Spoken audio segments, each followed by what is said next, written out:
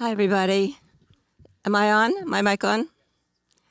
So I'm so sorry that you had to wait downstairs, and I'm blaming everything on the geomagnetic storm that I read about today that was supposed to happen. Seriously, they said that GPs were going to go out and that computers would go out. I'm just blaming it all on that. I don't know if it's true, but I'm also incredibly grateful that we are not in the middle of one of the worst hurricanes ever. And I feel happy that we're dry and we're together and we're safe. And it's such a looking out. I know a lot of people in the audience. It's a fantastic audience. And we have a fantastic group of people speaking tonight. So thank you all for coming. I still don't know exactly. Julie, can you tell me what's going to happen? Is it going to work? Okay. All right. Okay. That's where we are. Hopefully everything's going to work. Okay. I'm Carol Becker. I'm a professor of the arts and Dean Emerita of the School of the Arts.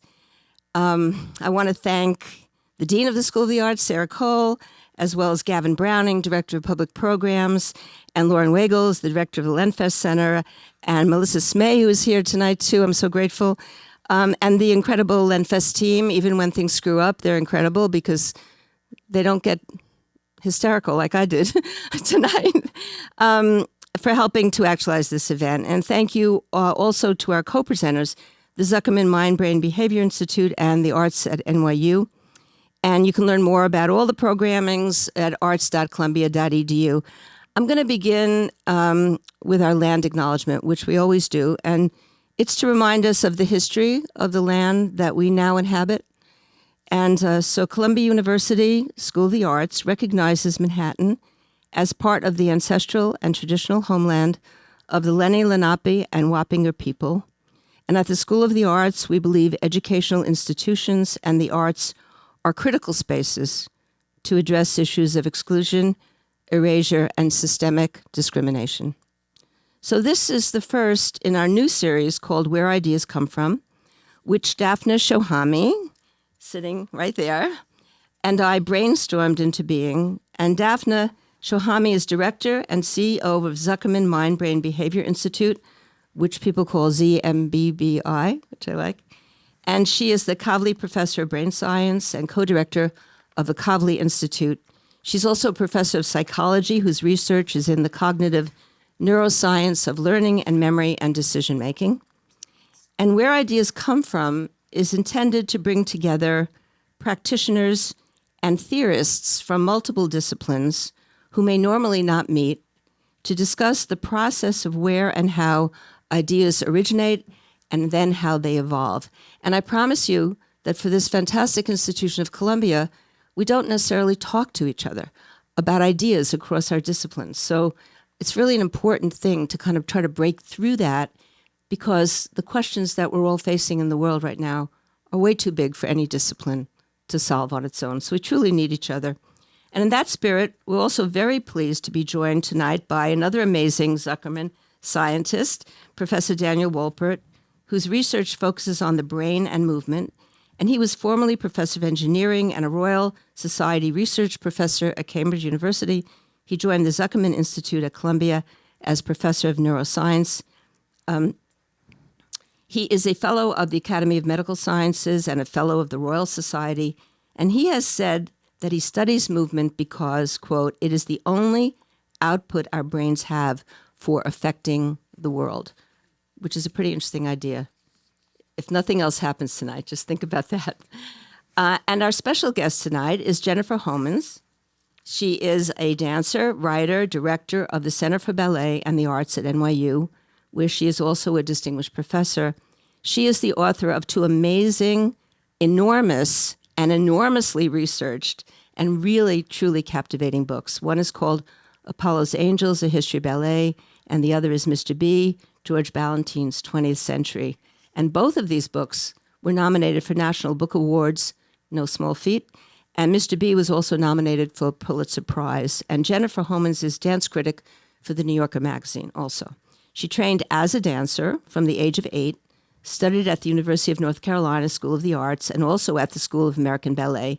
She danced professionally with the Pacific Northwest Ballet and then received a BA from Columbia University in French literature, and then she followed it with a PhD in modern European history from NYU. These are amazing books, by the way. longer biographies of everybody. All these participants are in your very beautifully designed program, thanks to Gavin Browning, who's sitting up there. And this conversation tonight will explore the relationship of movement to the brain.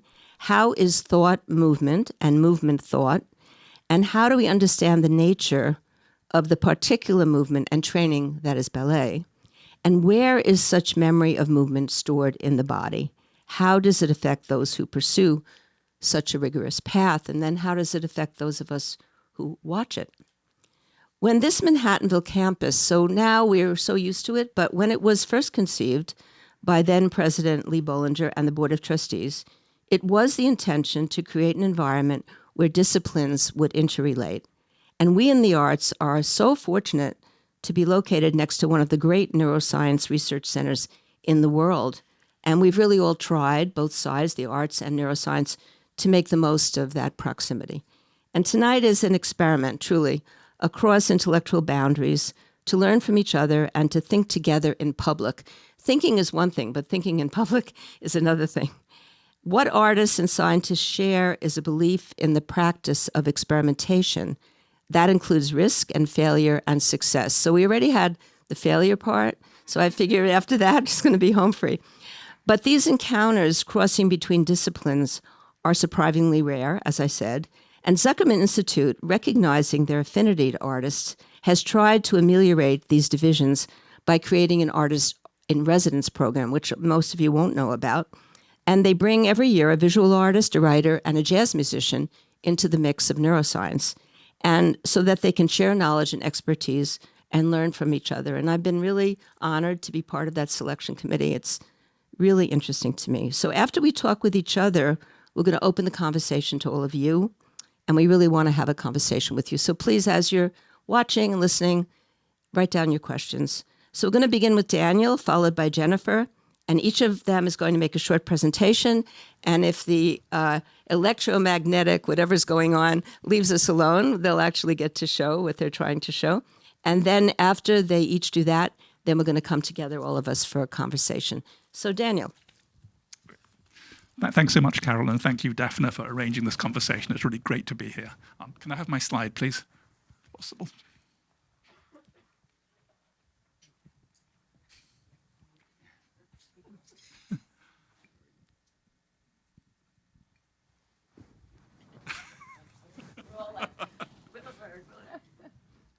Give it a few seconds and I'll do without it then.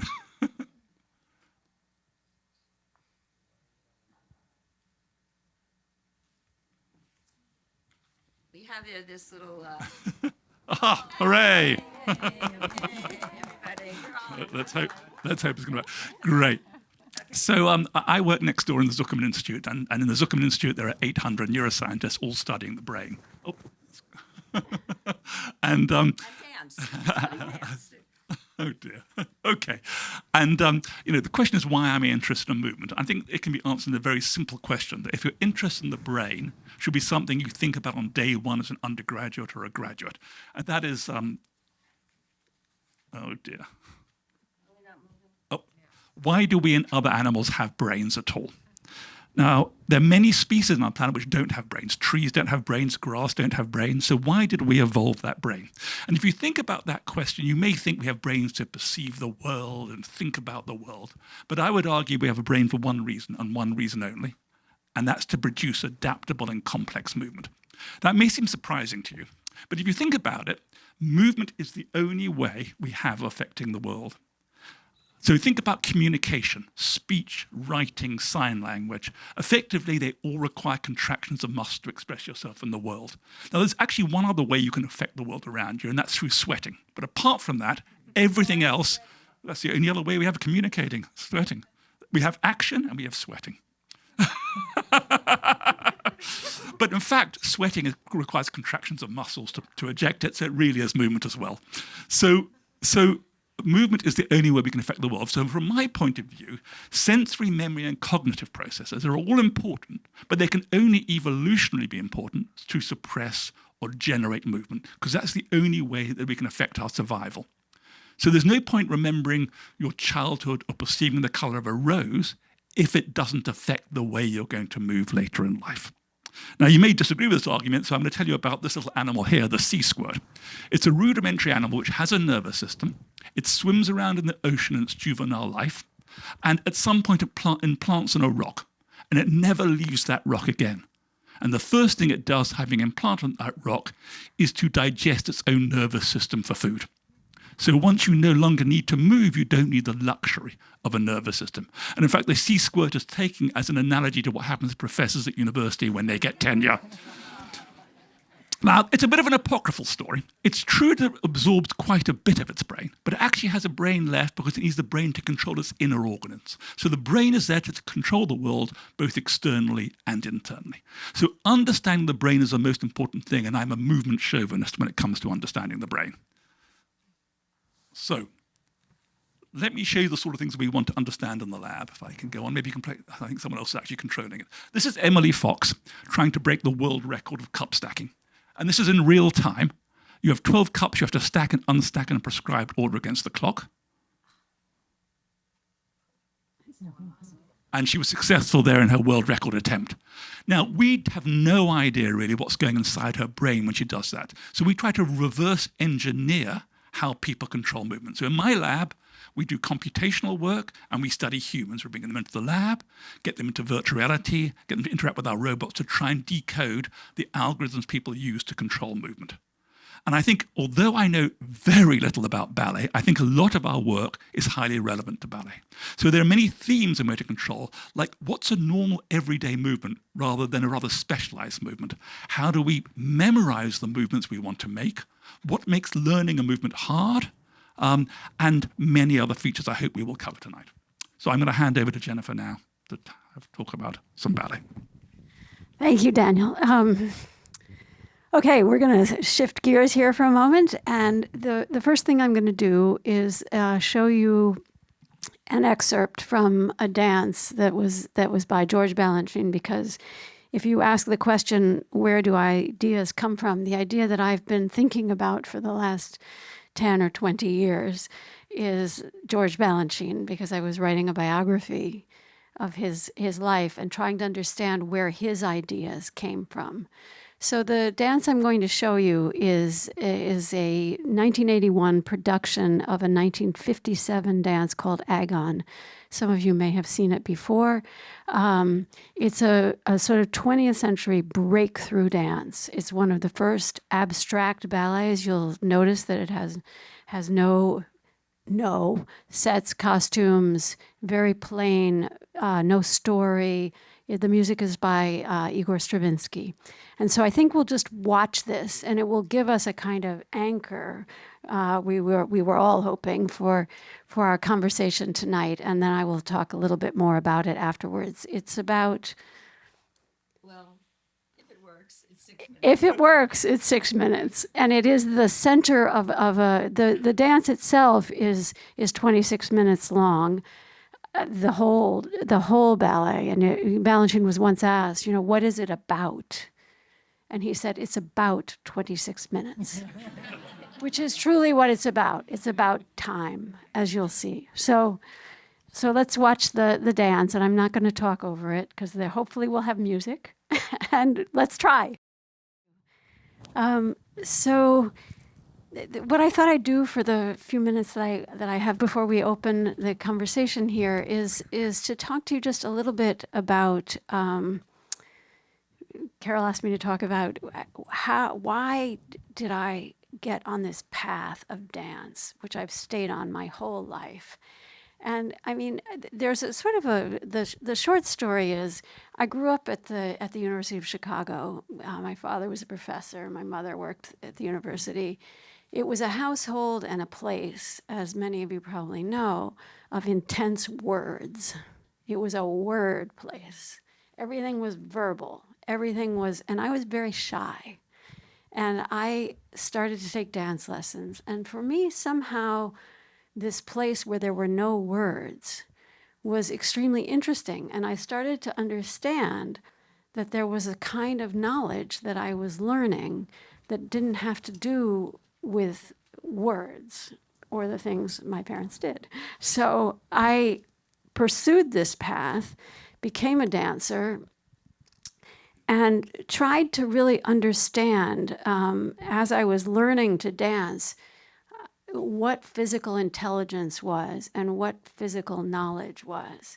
And I understood this in ways that I'm going to be very curious to hear my colleagues talk about here, because it's things like, if you're standing and trying to imitate someone, they're telling you what to do or showing you what to do, which Daniel and I have already talked about a little bit. Some people can imitate better than others. And some people can take a visual cue and then internalize it, or a verbal cue and then internalize it. And somebody will say, well, raise an arm and you can do this. And then another person, you'll say, raise an arm, and they'll go. And it's not quite the same level of somehow understanding of what's going on in the body and between the body and the brain.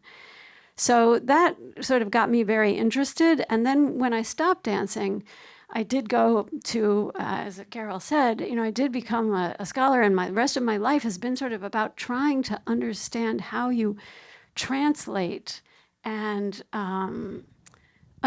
just understand this world, this physical world, this physical knowledge, and how you can bring it into a world of words and learning, which is in most universities and in most of our culture, at least, very textually based, and it's not understood. So that really is the problem. And the reason I showed you Agon is that because it's an abstract ballet, it was not only the most interesting kind of dance to me, something that was abstract, that was not totally classical in the sense of the Swan Lake or the Nutcracker, but it also is one that highlights very much these problems, because the body is exposed, and the idea is pure physical intelligence and movement, and this sort of knowledge that is the subject of the dance. So I just thought maybe we could. The one last thing I wanted to say is that I did learn, and this is another thing I was thinking we could talk about it, because I don't know why it's true, which is that even when I became a writer, I found that my best ideas came when I was in a dance studio. So I started doing this strange thing, which is I would go to dance class, and I would take like a little piece of paper and I put it under the bar, and a pen, and put it on the bar. And then we'd be doing these exercises. We'd be doing like 1, 2, 3, 4, rote exercises that I've been doing for years. I know them by heart. So then I stopped paying attention to what I was doing, which is not good, but that's how I did it. And I learned that if I just went to class and I did this stuff, all of a sudden I would solve all the problems of my work. And so I'd write them down, and think, I think I gotta do it, write it down. And so there was this sense that the ideas actually came from this physical world that I was used to living in. So anyway, that's sort of my effort to open this conversation. Yes. Well, thanks, Jennifer. I mean, I'd love to come back to the imitation, but I want to start off. So a number of years ago, we asked how do normal people move. We attached sensors to people. We recorded their movements over days. And although we got 200 joints, we found out that people explore a tiny, tiny fraction of all the movements they could possibly make. And in particular, when it comes to stepping outside that, which ballet makes you do, it makes you make movements which are not the movements we normally make. There are various ways you can step outside the statistics of normal movement. So John Cleese, for example, in Monty Python in the Ministry of Silly Walks, when he violates normal biological motion, we find that funny.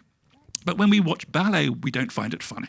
So they move outside, or the ballet people move outside the normal statistics, but somehow it feels like beauty. And I'm curious why moving in a way which is very unusual, maybe with precision and fluidity, why does it become beautiful, do you think? Well, I'd love to ask you that question, but I mean, I think, from the dance side of it,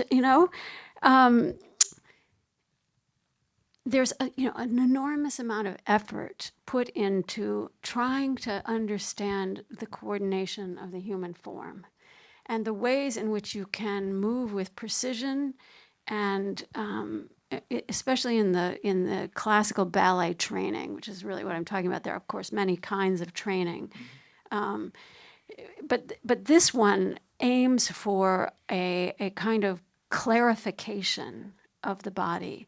And I think at the heart of it is a belief that the body is beautiful as a form, and that we perceive it as beautiful, as we do when we look at art in many cases, if it's presented in those ways, and that it is beautiful, but also has more than beauty. It has darkness and expression and ways of, maybe I can end this by sort of turning the question back to you and saying, one of the things that I'm interested in is also, like, how does emotion come into movement? You were describing how people can contract muscles, and I think, right? And that's the sort of fundamental basics, which certainly classical training makes you do. You're going to move these ways. But it's also a language of gesture, and that's part of what makes it beautiful. And so how do you get, to do a gesture, to make it a sad gesture, you have to have some kind of feeling. I mean, what is that that makes the body do that? I mean, the one thing it reminded me of is, so in my field, there's something called the degrees of freedom problem. We have 200 joints, 600 muscles. So any goal you want to, if you're doing 200 joints in the body, yes, 600 muscles. So that's a lot. So in fact, when you do any task like picking up a glass, in theory, there are infinitely many different ways you could do it. I could pick up the glass like this. I could pick up the glass like that. I could choose to make a trajectory like this. But we don't. We are very stereotypical. We all move roughly the same way. And when we walk, when we talk, when we reach. And one question is, why do we move in that particular way? And the reason we think we do that is that muscles are variable. So the bigger the force you generate with the muscle, the more variable you are with that muscle. And so that variability means that when I try to reach for the glass, there's going to be variability at the end. But I want to move in a way which minimizes the variability. Okay. And if you say, my goal is to be as least variable as possible, you end up with a lovely smooth movement. So smoothness and precision are very linked in the models we develop. The reason being, if you don't want to be smooth, you want to be a jerky movement with a big heavy arm. To be jerky, you have to generate a very big force to basically be jerky, and big forces have lots of variability. So I wonder whether there's beauty in the smoothness precision, because that tells you this person is good at movement in some sense. In the same way that, symmetric faces are linked to your perception of people's health, maybe seeing people who can move smoothly and accurately makes you believe that they have high fitness in some sense from an evolutionary point of view. And that might be a link to beauty. I wonder. I mean, that's certainly a possibility. I mean, and there's certainly a lot of emphasis in training and in rehearsing something that you need to be able to there is a sort of legato musical quality to the human body that is tapped, and that's so interesting that it means that it's somehow more efficient. Would that be a word? More efficient, absolutely. So if you make a smooth move, you have to make a smooth movement to be accurate. You have to, and if you're not smooth, you can't be accurate. So smoothness is inherent. If I went, if you try, you can't get to the same place. You'll be more variable getting there. So every time you make a movement, if you're playing darts or anything, normal human beings have a huge spread of variability. And so we choose to make a movement to effectively be as accurate as possible, and that ends up being a smooth one because that reduces the motor commands you have to make by being smooth, and therefore doesn't add variability in. So then that would suggest that smoothness is somehow better. Yes, exactly. Right? I mean, but exactly. So I'm curious whether that's why, particularly ballet, the smoothness is a sign of fitness and precision. It's a sign of accomplishment for sure. But it also has its limits because this is an art, not a science, I suppose, right? I know. And so then the question of gesture and how you're going to actually then collapse into a set, if you want to do that, right? Yeah. If you want to do that, you're going to need to somehow incorporate the jerkiness. Yes. And be inefficient. You can, but then you'll be more variable, and then maybe you'll be more variable. Yes, I say, but I think the ballet seems at one extreme. Can I go back to your imitation? So one thing's interesting in imitation. People have worked a lot on how people imitate and learn in motor control. And the current thinking is, you can imitate someone at the kinematic level, which means follow what my joints are doing. But actually, we think people don't really do that so much. What people really do when they imitate is they try to figure out what the goal of the movement is. and then find their way to achieve that goal. So there's a nice study in like 4-year-olds. If I, for example, have a button on the table and I ask a 4-year-old to imitate me, and I reach over and push the button with my forehead, and you ask the child will reach over and push the button with the forehead.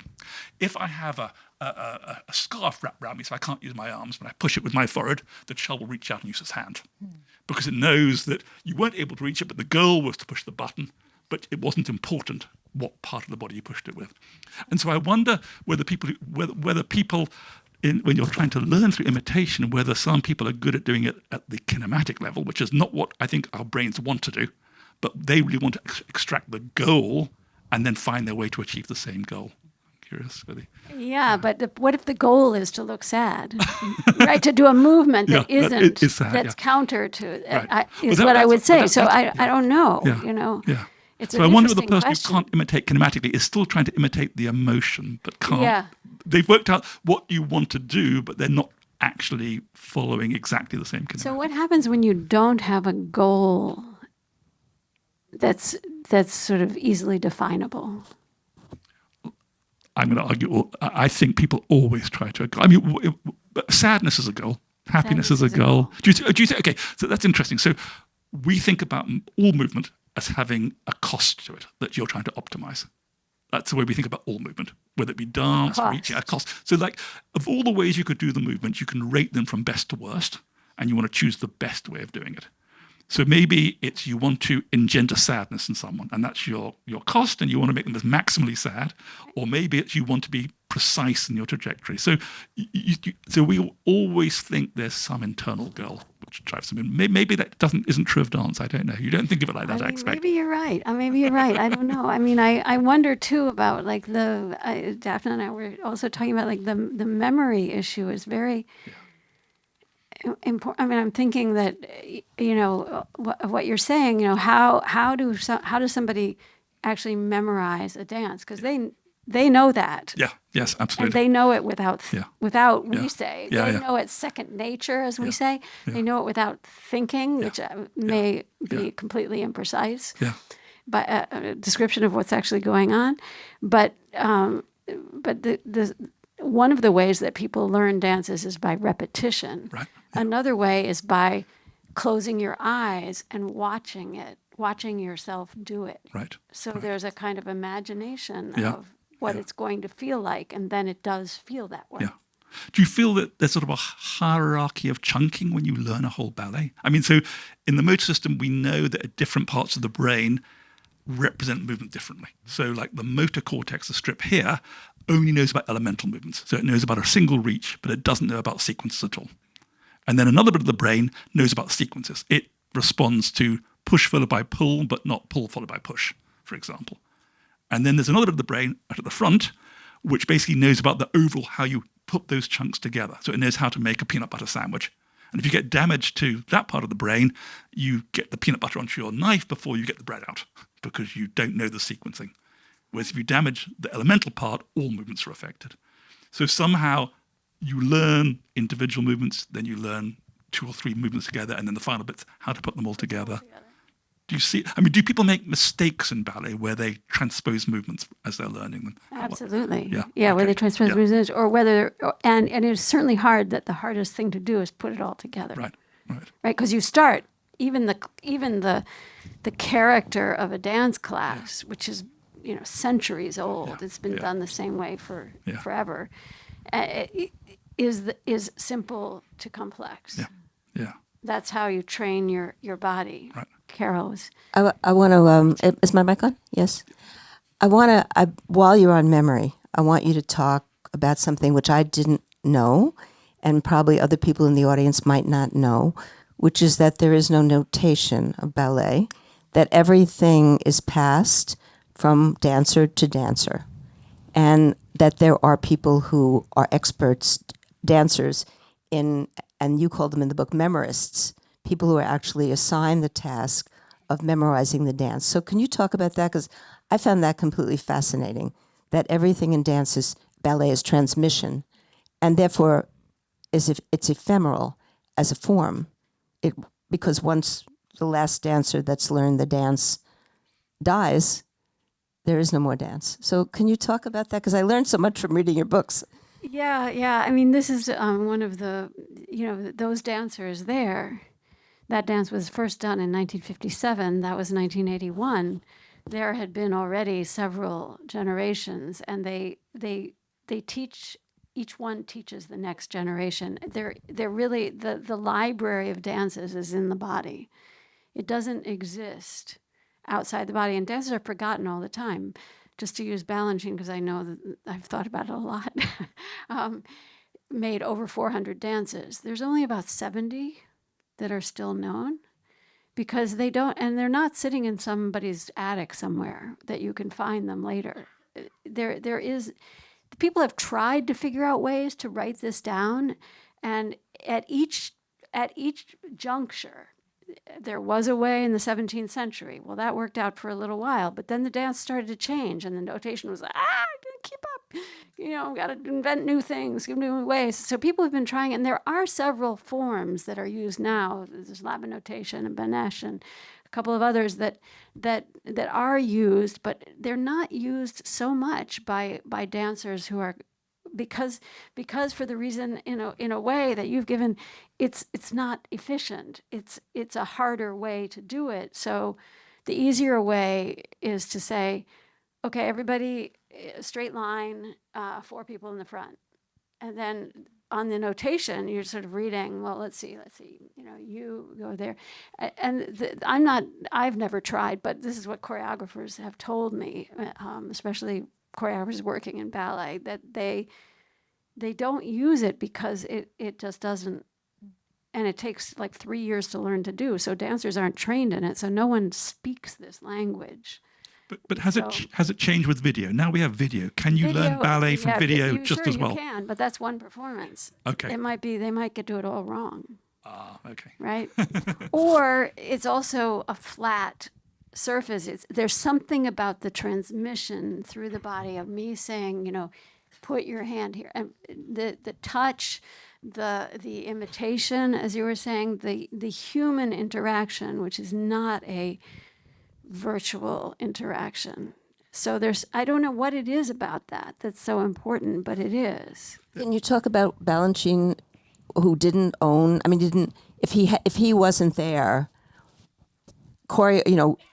watching, if he wasn't the watcher of the movement, then he didn't really own the ballet. But it was... Yeah, and he didn't often know, and like things like this would happen. Where he would come in, he would do 20 minutes of choreography. And then the next day, the dancer gets sick, and she's not there for a week. And they come back 10 days later. Everybody's back again. And she says, I can't remember anything. And he says, okay, we start over. Because he can't remember either. He doesn't know. He didn't know a lot of his own dances. That stuff was made in the studio on particular dancers. It wasn't like some kind of blueprint that he then came in and put them. They made it up with him, and he let them be the memory bank. And then, as you said, there were certain people, there are always certain people in these companies who, to your point, right, they can do it better. They remember it better. They've got better physical intelligence or physical memory. I don't know how you would describe it, but they can hold these. Like there's a woman at the New York City Ballet that was there when he was there. He called her R2D2 because she could set anything. She knew everyone's part. Most dancers only know their part. They don't know the whole thing. They just know their piece. So they've got they can do the cup stacking, but they can't do the the other thing. The silly walk. I'm so glad we have 4 or 5 hours more, right? Because there's so much to talk about. But I'd love to pick up on something that I think came kind of between this conversation. I think it's a little bit of an interesting tension between efficiency, smoothness, beauty, and variability and creation. And it's making me think of work we know about, for example, in the brains of songbirds, who, when they're learning the song, they make mistakes. They have variability, but the variability allows sort of a sculpting of the perfect song. And once it's perfect, they've learned it, they repeat it. So this, what you were describing sounds a lot to me like a process of collective exploration of the variability until something is produced. And does that sound Absolutely. like the right language? Absolutely. And is it then that kind of sets? I mean, in the Songbirds, it's like then they know it and that's it. Then they don't worry about. Generally speaking, yes. Then they know it. That's how they learn it. They learn it from a tutor, which is the other thing that's so interesting here, because it's this transmission that we're all I think it's just, I didn't know about this either. I never knew that this is how dance works, that it's not written down. I can't help but stop thinking about you as a little girl moving away from text to movement, and you made it sound almost like something pure, but it's almost like the fact that text can't capture this, that this whole world of the art of dance doesn't even have a textual symbolic dimension is just amazing. So the exploration is really interesting. I mean, to learn any movement skill or whatever it is, you need to explore. Because if you just keep trying the same thing on your bicycle and falling off, it's not going to work. But the interesting thing, there's an optimal amount of exploration. And the amount of exploration you need depends on your performance. So typically when you're learning new tasks, you explore, and over time the exploration goes down and down as you get better. And I expect when you want to perform, you turn off your exploration, as you say, because you don't want that variability in a performance. Well, that's an interesting question. Yeah. Do you or don't you? Actually, you do, because otherwise it's kind of machine-like, right? And in fact, the performance, which seems like it's the moment of achievement, is another stage in the exploration. I think. I mean, it's just the conditions change. Right. You're on a stage, and maybe we can talk about this now. I mean, I can ask you whether there's an audience watching. Does that change the way you learn or execute movement? If there's somebody, Yes. if there's an observer, Makes you nervous. if there's a watcher. We talked about that earlier, and I was saying even when I've written something and I read it to myself, it sounds one way, but the minute I read it in public, I hear things I didn't hear, and I think everybody has that experience with art making or with anything. So Daphna, I wanted you to talk, because we were talking earlier about this idea of audience.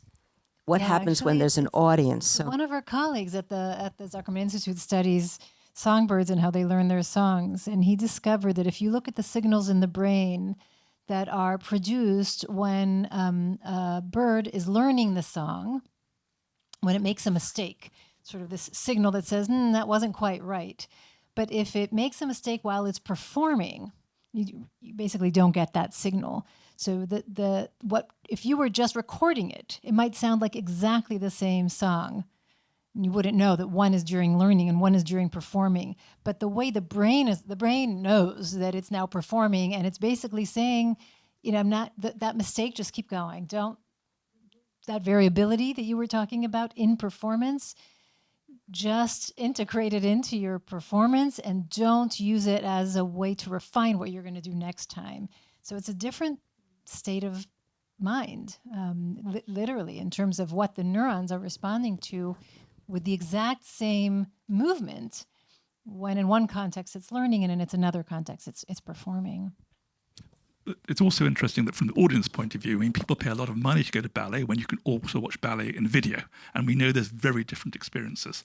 And again, there's neuroscience which suggests that the brain responds very differently to real live performance versus to a recorded performance. So there are neurons in the brain called mirror neurons, which basically fire when I'm making a movement, but also fire when someone else is making the same movement. And what they've shown is that if you watch a real person make the movement, these neurons fire more than watching on a video. And I expect there's many reasons. One is that, you see it stereoscopically. You can move your head and see parallax. It's a much richer representation. You're the right size for your distance. Whereas when you're watching on the screen, it sort of violates a normal physical relationship that you expect in the world. But it's something else, too. It's human to human. I mean, animal to animal, really, physical to physical. That changes everything. And it's hard to talk about it. And I was going to say that the art part is that artists aren't looking for functionality. They're in fact often breaking functionality just for the point of creating something new. That it's not that interesting to make a gesture that everyone else makes in an art piece. That artists are trying to do something that nobody does, or to break with something that people do, especially in contemporary dance. Often the gestures will look either like anti-dance, just because that's not dance, you know? So it breaks with this notion of doing the most efficient thing in some way. Can I follow up on that just to ask? I mean, in sports, there are moves in gymnastics and skating which didn't exist 50 years ago. You know? So it evolves over time to things people didn't think were possible. Is it the same in ballet? Are there things people do now which would have not been undreamt of? It depends over which period of time you're looking. I mean, I think certainly the art form has changed dramatically over time. If you think of, like, I'm sure you've all seen images of 17th century court dance, European court dance, you know, with a lot of long dresses and then little tiny movements and hands, everything very. It's very different now, but and those changes have happened in stages over time. But it's also, I think, I think people, I think what Carol was saying is right. You know, the people want to change it and to interrupt it to any pattern that comes in that's too strong. Certainly this was Balanchine. You know, sometimes he would even say, you know, he would send someone out and say, make a lot of mistakes, because it's gonna make everybody else on the stage alive. Yeah. You mean all the other dancers will be disoriented? Are they going to be like, oh my God, what's going on? She was supposed to do that. She did this. She's over there. She shouldn't be over there. What are we going to do? And it's like you were saying, now we're going to adjust.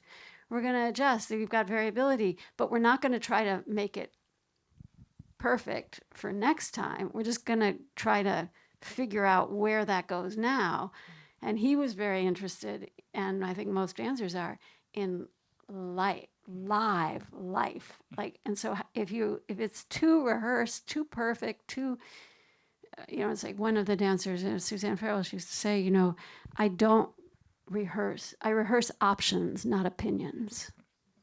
So that she has, like, there's options, there's ways to move on a stage that are going to be completely unpredictable, both to the doer and to the audience, which is what makes it interesting. You know, watching this, like, especially so close, I think part of the whole thing is, when you're in the audience, is marvel and sort of wonder.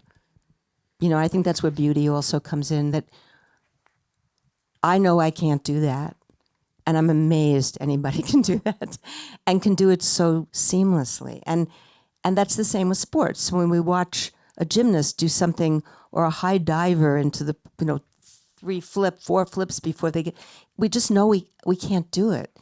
And we're amazed that someone in the species can do it. It's like marveling at the species or something, you know? I have one really different kind of question I want to throw out to all of you, and then I think soon we have to open it to the audience. But so Jennifer, this is all from your books, which now I've become quite a student of your books. So this is you. A dance may seem to flow fluidly from a dancer's body, but it is in fact made up of discrete steps, which the eye and the memory reassemble in the brain as a flowing dance. Like film, dance is a fantasy or illusion governed by montage.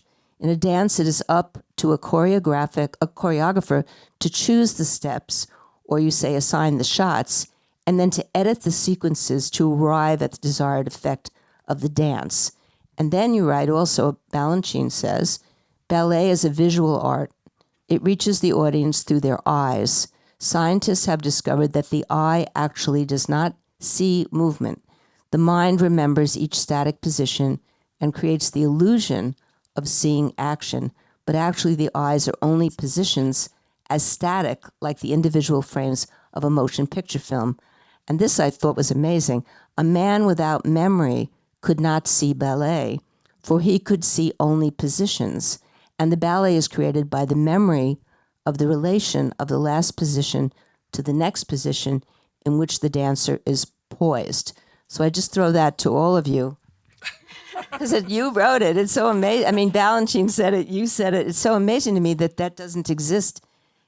It only exists in the mind, that we actually make it. We connect it. Is that true? If you wrote it, I'm sure it's true. No, That was a long time ago. There's so much to say about this. I think this idea, connecting with Carol's comment about wonder and awe, and back to the mirror neurons, and the fact, I keep thinking about the fact that we all move. But as Carol said, I mean, I couldn't do that if I wanted to and spent the next 10 years trying. My response as a kid to a ballet class was, I'm text. give me text and equations, right? So I think there's something about this idea that on one hand, we so naturally, our bodies want to move. You see someone moving and you want to move. You see someone chewing and you often want to make a similar movement. You want to mirror and imitate. And this idea that it's sort of stretching beyond your perception, and so that you are observing a new configuration of movements as they accumulate in memory, combined with the idea that your body, it's at some level, is just stuck in awe because it can't even possibly conjure the motor responses that would imitate that.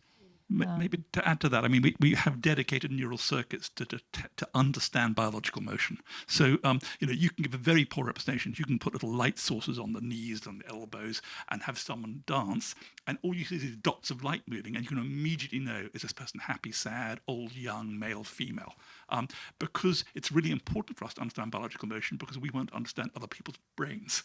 And to understand what they're thinking, you have to decode their movement. That's the only way you can typically understand people.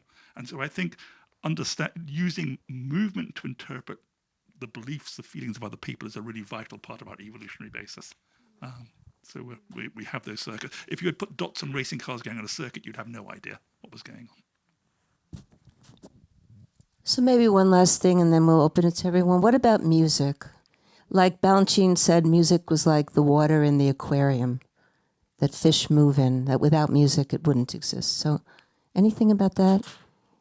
Yeah, I'm just, the memory of a dancer is usually tied to music. So that, 30 years later, if you haven't seen anything, let's say you did that dance, and then 30 years later, someone asked you, can you show me that dance? And without any musical cue, they would not be able to do it. But the minute the music turned on, the body would start moving in the way that it had 30 years before. So there is some deep connection. The context, it's like a context-dependent memory. You've learned it in the context of the music. What does that mean? Well, it's similar to what you're talking about when you work best in a studio. So Daphna knows this better than I. But if I learn a list of words in this room and try to remember them in a different room, it's much harder because I've learned them associated with this room.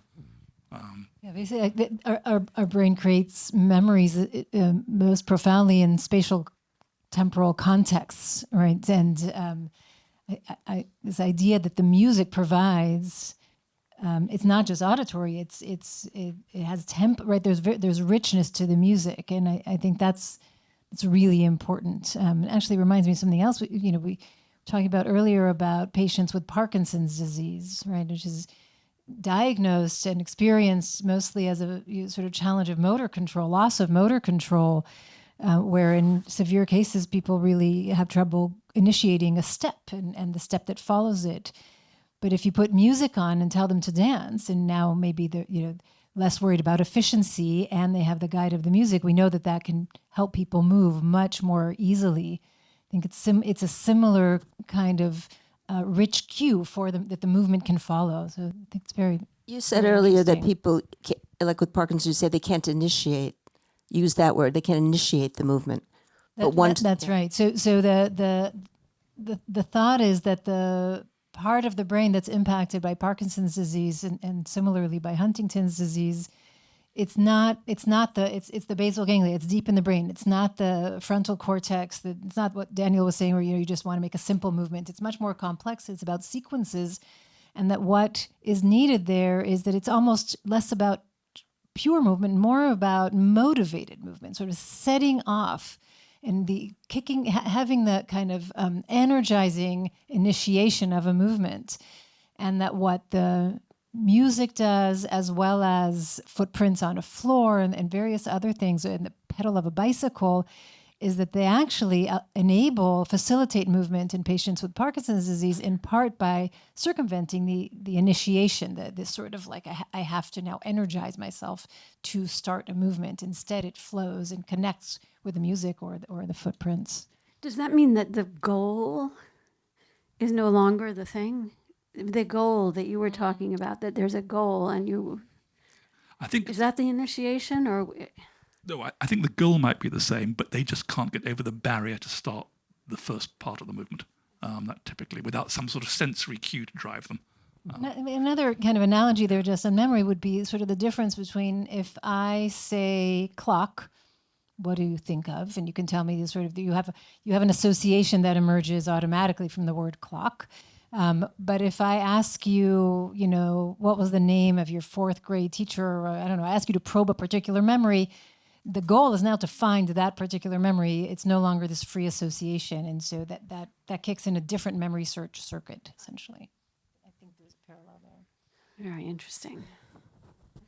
Okay, so we have so many more things, but I'd like to open it to all of you. So there are people with microphones, is that right? That person in the back? At the back. Whose hand went up First. just like you did. Before you even ask. The goal. Hi, thank you so much for organizing this. I have actually so many questions, but I'm just gonna ask you. Pick one. So the first one, there's a part that when you guys talk about that, we actually learn things from watching something being live, and the present performance different from like watching a recording or like a video of something. So my first question is for Daniel. I wonder if the study of neuroscience can maybe help, or because like it's people talk about whether art would be replaced by AI. I just wonder if the study of neuroscience can like advocate the idea that art cannot be replaced, because like we do learn things from watching something alive. And that's my first question. And my second question is, I really love that when Jennifer mentioned the physical intelligence, because in China, where I came from, there's always the value that dumb people study physical education and play sport because they're not smart enough. So when you talk about the physical intelligence is something that I'm really excited about. And your study, it sounds like connecting or translating the movement to intelligence, and words in particular, whether can, describe or explain why we do certain actions. So I almost sense there's a tendency to tie words to movement. And here comes in my fear is, do you think words is good enough to do this job, or, physical intelligence is something unexplainable? And because when you talk about growing up in a word-heavy family, I heard like there's the wish to simplify language and words. So I'm just thinking, throughout the years of research and study, do you think word is doing, in the direction of simplify or complicated the study, the subject? Yes. So, Okay. so let me try to take a bit of the second question in terms of like, physical ability versus mental ability. I'm not sure they're correlated at all. I think it's a really interesting question why some people are more skilled than others at motor things. In our theory, there are a number of reasons. One of the critical things is I talked about how as you generate more force with the muscle, you become more variable. Well, the slope of that, how much more variable you become, varies between people. So I think Tiger Woods has fundamentally less variability than me. And however much I practice golf, I'll never be as good. I would expect dancers are self-selected for having lower variability in their control of muscles than other people.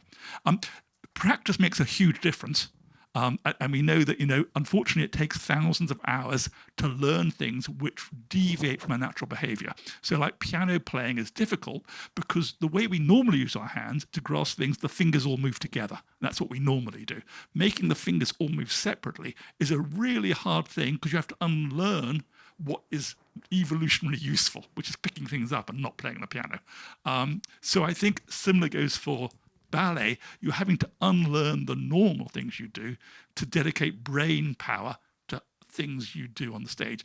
There's been interesting studies of the decathlon, where when you practice one of the sports in the decathlon, you get worse at all the others. So it might be a zero-sum game, and maybe people who are good at ballet are bad at other motor things because they're dedicating neural circuits to these things. I don't know whether that's true or not. I don't know whether that's true or not either. Have you seen clumsy dancers? I have. Oh, very much so. Yeah, they're fantastic on stage, but not off stage. Well, this is the classic thing, is that fantastic performance, and then the dancer comes out to bow and they trip, right? Because they can't really, they've lost the coordination somehow. Yeah, in sports, there's the choking. When the pressure is high, when you're performing live, you suddenly fail at something which you found easy before. Yeah. Does that happen in ballet as well? People study that. I guess. I'm not sure. I guess to answer your question about the words, I'll just say, it's obviously a very good question and a very, very big subject. But I don't think of, I probably presented it in a little bit of a black and white way. I don't think of these two arenas as unrelated, as we've talked tonight, or necessarily opposed. And I feel very, very much that, as somebody who's tried hard to write about dance, that it is an act of translation, because dance is like a physical language. And so there is a way in which you can treat dance as a history of ideas.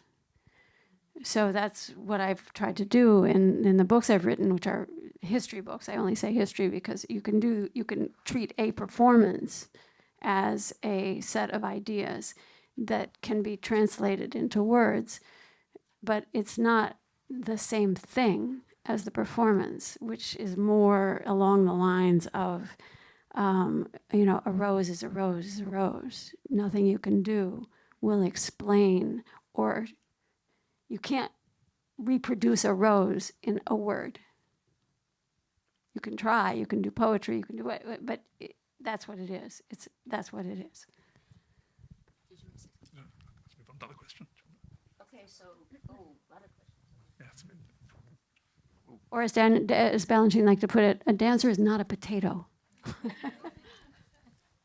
Michael, hi. Hi. You're going to say that it's motion in the brain? Another No, I'm not going to. I'll save that audience. one for after. But I just have a question for the dancer, which is: do you think it's possible that people that know sign language could could come up with a language for the dance that would then be very similar to certain kinds of words that the gestures are like, and you could have a vocabulary to transmit these dances without just copying them? That's a great idea. It has certainly been done. That sign language has been made into dance, yeah, exactly the other way around. I have not seen, except in a more there's a group called the National Dance Institute that works with school children and also with people who have the kinds of disabilities that would require sign language, and those students do make dances that communicate what they're saying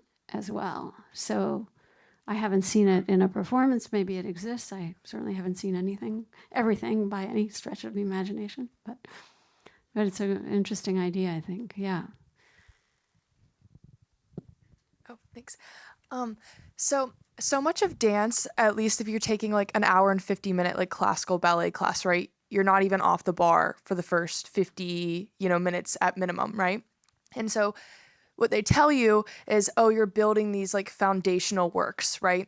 if you do 100 tendus, by the time you do a grand battement, you're going to go through this movement. And I guess you were talking about this cost function for your possible trajectories, and that you would go to this least cost. And my question is there validity in this statement that repetition has caused your probability weights of these different trajectories to alter, or if you just built your muscles so that, this kind of statement of, well, if you have these different muscles and it's altered your cost function, or have you, by repetition, actually, changed your probability of these different trajectories? So I guess yeah. So there's an idea in motor control called use-dependent learning, that if you're forced to repeat some simple movement over and over again, it makes those connections stronger, and you're biased to do that again. So the trivial experiment is you make people reach to the right 1,000 times, and then you ask them to reach straight ahead. They're biased towards the right. They can't reach straight ahead anymore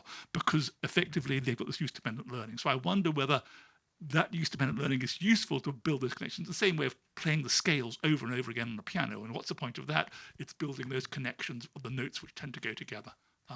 Can I ask a follow-up though? But do you think that it's that you've structured your muscles, because that's kind of what they tell you, structure your muscles to a way that they're more likely to go this way, or is it more mental that you've structured the path in your brain? I think it's more neural.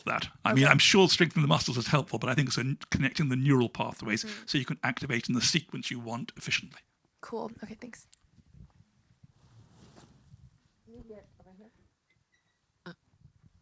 Should I? Thank you for this fabulous discussion. I have had an experience, which I've heard from many other people, that physical training actually changes one's mind and how you conceive of a problem. I can give an example of the learning of discipline in physical training. I've heard from many people translates into the ability to be disciplined in your studies, for example. So I was wondering if you could shed any light on what's going on in that generalization from the body to our intellectual being.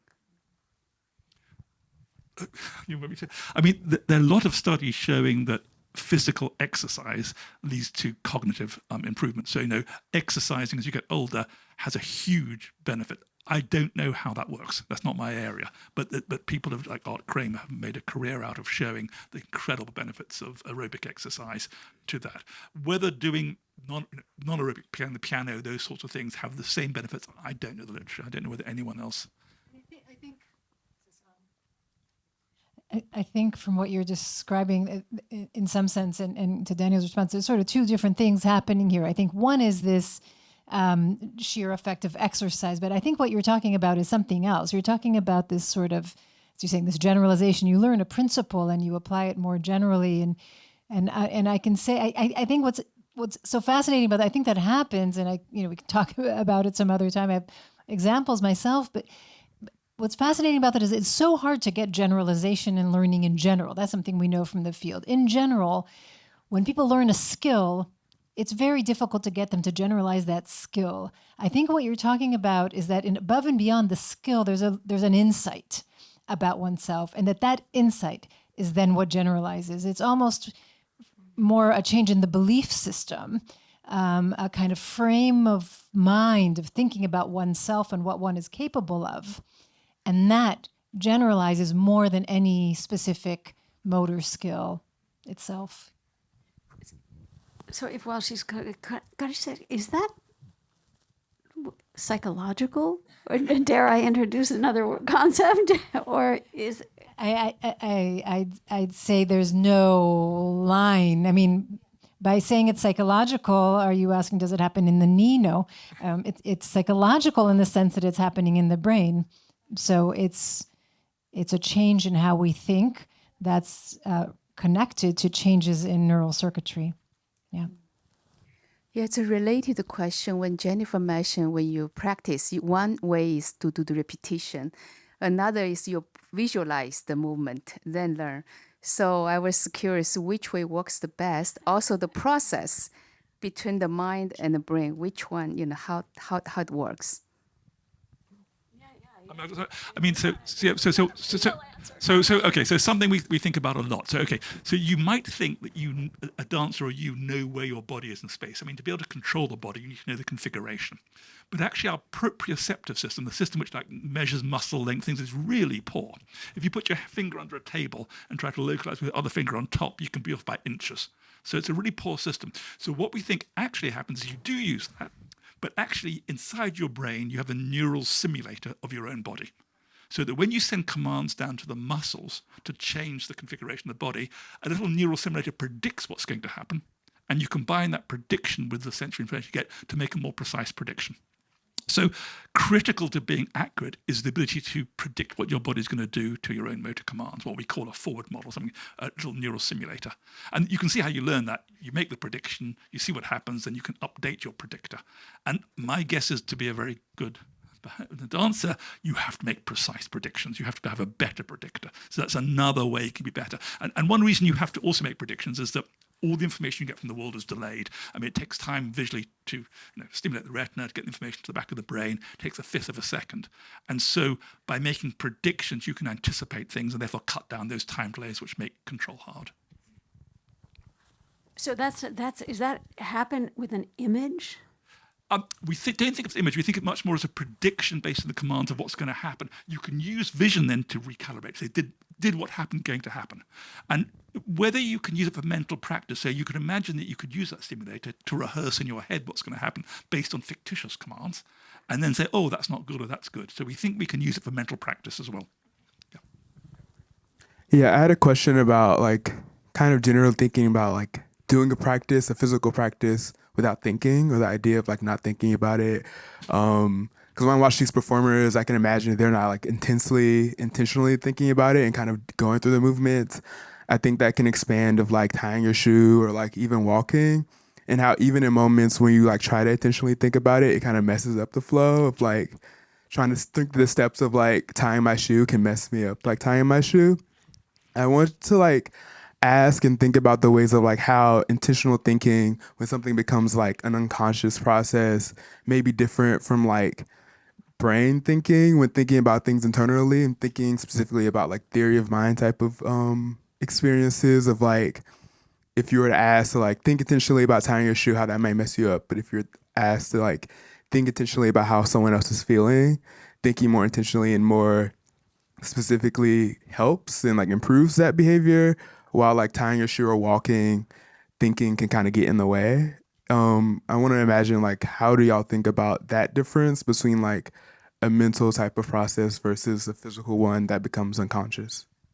I mean, yes. I think what you're getting at is this something we've known for a while in neuroscience, which is that learning and memory aren't one thing, that there are different ways of learning and remembering, and they depend on different circuits in the brain, entirely different structures. And so you can imagine that if you want to be using a more habitual structure that has overlearned a sequence, but now you sort of kick in some kind of meta-level self-conscious thoughts, that can be disruptive. And in fact, we were just talking earlier amongst us, there's a very famous patient some of you may know about, patient HM, who had damage to his hippocampus, which meant that he could no longer create these rich memories of what he had for breakfast yesterday, where he was last week, or, the first time he met Carol and so forth. But, Daniel was saying that he was reading that actually he could learn to play tennis, and we know he could learn all kinds of motor skills. He just didn't know that he learned them. So, yes, he didn't remember he'd played tennis, but he got better and better over days. So you don't remember. But I think you're right. I mean, in the last few years, people have realized that when you learn a new motor skill, you start with a very cognitive, strategic thing that you actually have to think, it's effortful. And as you say, over time, it moves to a different circuit that becomes automatic. So you don't have to think about it. You can be singing, dancing while you're on your bicycle, whatever. But if you then try to have a cognitive thing, like you're going downstairs thinking about your feet, it messes you up. This is why dancers, I remember a very senior dancer once saying to me in the wings as I was about to go on, she was like, just don't let any thoughts come in. Otherwise you're screwed. If the words start coming in, the thoughts, it's over. But if you can just like get this sort of sense of some kind of what they call flow now, I guess, right? Where you're not thinking, even though you're just on an automatic circuit. Is that it? Yeah, amazing. Oh, yeah, over here. Yeah. Okay. I'm curious about how or why certain movements, especially non-traditional, not like a narrative where it's an obvious story that's sad, elicits an emotional response in the viewer. I don't know, whoever wants to take that. I mean, those things, it's funny. This is a very silly story, but I'll tell it to you, which is that the other day I was taking care of my son's dog, and the dog wanted to do something that I didn't want it to do, or her. I didn't want her to do this. And all of a sudden, she went, and she just stayed there, and I was devastated. I was like, oh my God, what did I do? What did I say? What did I do? There was no, I didn't yell at her. I just told her, no, you can't do that, But she just really wanted to do that thing. So she was upset. And I had never seen that kind of, it was like somebody, like I really upset you, right? In a way that we were having some kind of intimate argument. I mean, I agree. I mean, humans are highly social animals. So, I want to move to put thoughts in your head, whether I'm sad or happy, but simply I want to watch you to understand what's happening in your head. And so I think we use movement as a way to communicate everything, including emotions. And so I expect that you're tapping into those natural circuits of the sorts of movements you would see in someone in pain, happy, sad. And we're excellent at decoding that from other people. So it's a kind of reproduction of an imitation. Yes. We learn it over and it becomes over. closed loop. I make something, then your movement tells me something what you're feeling, and it goes back and forward till we can converge on something we sad, understand but together. It can also have variation. But I mean, it's a great question because dance is really poetic gesture. That's really what it is. So it depends on exactly that. Thanks. Hi, thank you. This is wonderful. I just wanted to comment on the translation of automaticity and also confidence in sport, like trying for a ball. I play squash, so it's like you reach for the ball and every so often you get it when you think you might not be able to. And it can translate to your everyday life, which is trying harder at work.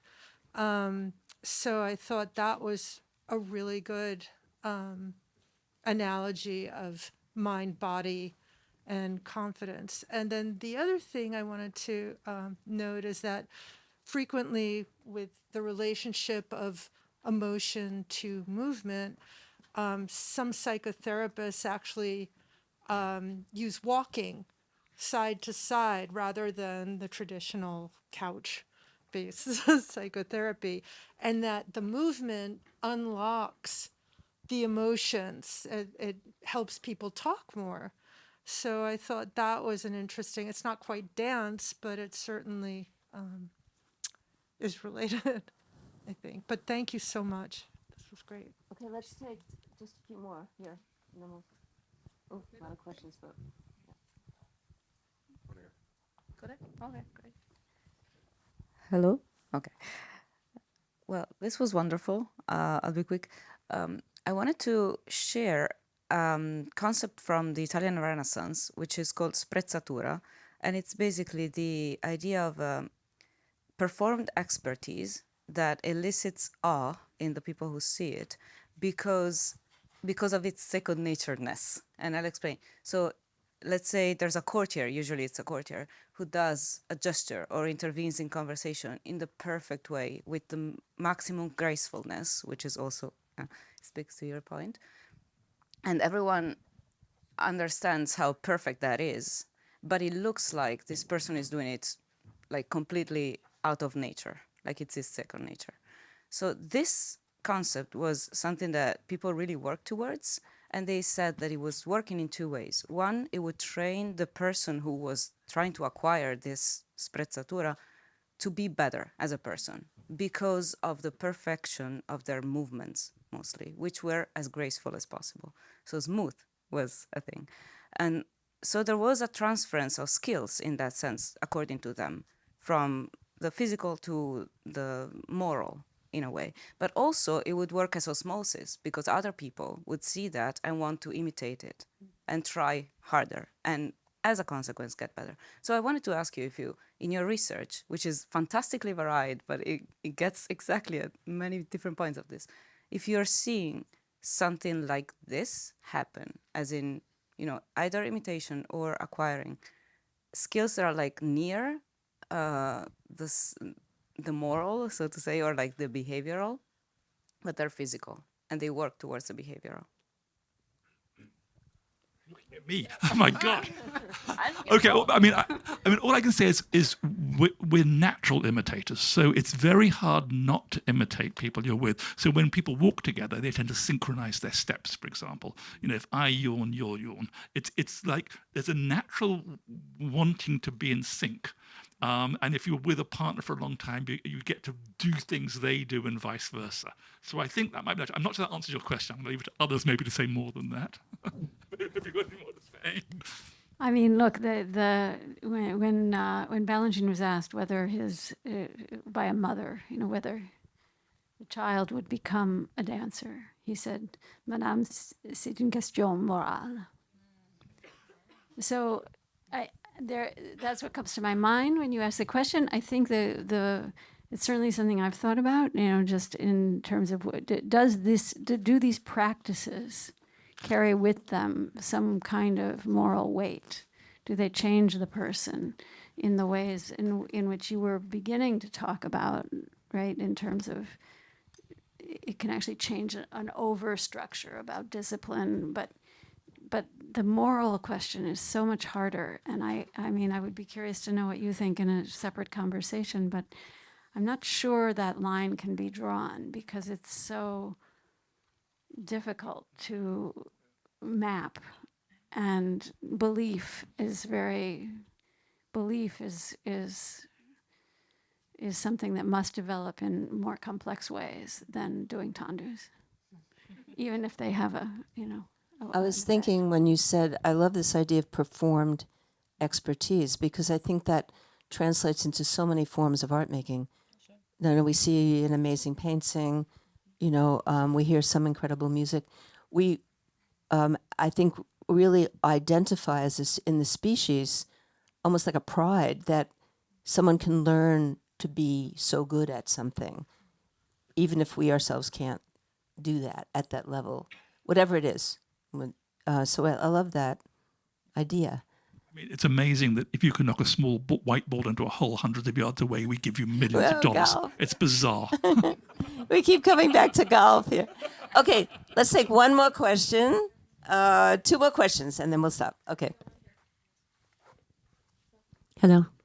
Hi, thank you very much. And most of this has now been discussed, but now that it's come over to this side, you know, the concept of muscle memory as used by lay folk, for me, as a performer my entire life, I think about the hippocampus and I think about the motor. Where is that being derived from? More from, when we think about tap, the multitude of steps that come from tap dancing or music, or from, you see someone that's been performing for 50 years and you just said, don't think about it, but be, you know, where does consciousness also come into that and the automatic response within the system? So pretty large question for the end, but just wanted to see if you wanted to expand on, people say that all the time. Okay. I don't think it comes from the hippocampus.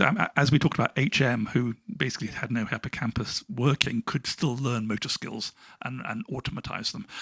So I think, you know, it starts off in cortical areas, but as you automatize, it goes to areas like basal ganglia and cerebellum. So cerebellum is incredibly important for smoothness. If you damage your cerebellum, your movements become jerky and discoordinated. So I think it lies there in the cerebellum and probably basal ganglia, the subcortical parts of the brain, which automatize for you. If we're going to talk about muscle memory, just one quick thing. I watched the Charlie Rose show. You were on the Charlie Rose show, and an old one. And someone on the show talked about basketball players, not coaches, but people who are players who could predict if someone could if a shot was going to make it or not. And you, Jennifer, also said something like that about that you could predict if someone was about to do this very amazing balletic move, whether they would succeed or not, because you can dance, not because you're, or you did. Yeah, because I can feel it in my own body. Yeah. I can feel, oh, they took off the wrong way. I thought that was so interesting. There's the muscle isn't that what memory it of is? it. That's that- right. Yeah. So, yeah. so people who are experts at sport can interpret sports better, so they can predict whether a basket will go in. If you're in cricket in my country, the eye movements batsmen make who are professionals are very different from the eye movements that amateurs make. They know where to move their eyes to be efficient in gathering information. So part of learning to be skillful is knowing how to acquire information by moving your eyes and to interpret how other people perform. One more question. Thank you so much Who's got the for mic? an Okay. insightful and thought-provoking discussion. I just want to comment a bit on the gentleman's question there about using sign language in dance. And in fact, that is a fact for ancient Indian classical dance, which is a highly codified form of dance. So every gesture exists for a tree, for a child, for the eyes. There's everything already there. Just to let you know about this one. My question was about, we tackled understanding music, where music can be an acquired taste or part of your conditioning. But what about our body's innate understanding of rhythm? This seems to be a more universal concept, how we understand rhythm and how we interpret rhythm. So my question is, how does the body and the brain work so in time with rhythm, which is important for dance in particular? I mean, look, rhythm is from the dance point of view, because I don't pretend to speak about the brain, but it's experienced, as I think you must know, as something very essential. That rhythm, and therefore that's part of why music is so essential, is that what is rhythm? It's measuring time, and dance is also measuring time with the body. So those are two very entwined concepts, and I think for a dancer they're experienced. Although of course, even when there are dances without music, they're often rhythmic.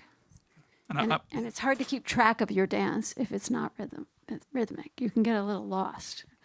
I just say, we have in normal movement there are many rhythms. There's rhythm walking, breathing rhythm, the heart rhythm. So rhythm is a very big part of movement, and also then a big part of perception as well. It's interesting. And the interesting thing about rhythm is, if you tap with one foot, you can do really well. If you tap with both, you do better. If you tap with three, so the more systems you throw into it, the more accurate you are with your timing ability. So when people are playing and they're tapping with their foot, that's to improve their rhythm. Well, this was good. This is what we hoped for. Thank you to these amazing people. Thank you. Thank you. And I have to say, we had a fantastic audience in all of you. So thank you. Thanks so much.